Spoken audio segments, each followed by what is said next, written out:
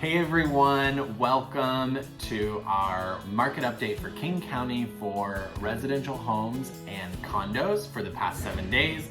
It is Friday, June 5th, and I am bringing you the stats for the past 7 days.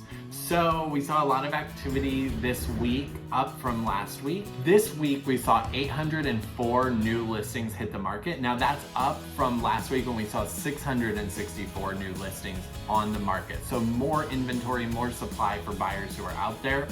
In terms of pending listings, we saw 1,149 pending listings, so that means they've gone under contract.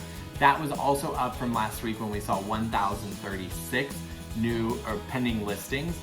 So we do see more people getting into contract this week over the prior week.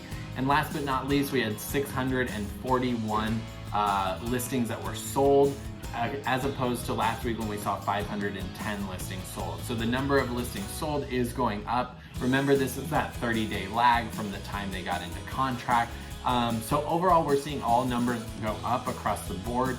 We do see a pretty strong market here in Seattle. This past week, I helped one buyer get into contract who had to compete against 5 other offers. So it was really important that we employed some strategies to make sure that we could win in that scenario.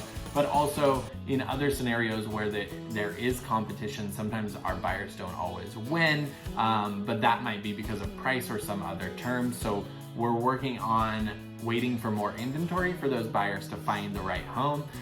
We also had another buyer who went into contract on a townhome that did not have an offer review date. And in that scenario, it was really important that they were just very quick to get into contract because there could have been competition if they had waited any longer. So we are seeing a pretty strong and healthy market here in Seattle. It is competitive, depending on if the home is priced correctly and marketed well. So if you have any questions about anything that's happening in your neighborhood, or you want to know the stats for your neighborhood specifically, don't hesitate to reach out. I'm always happy to help.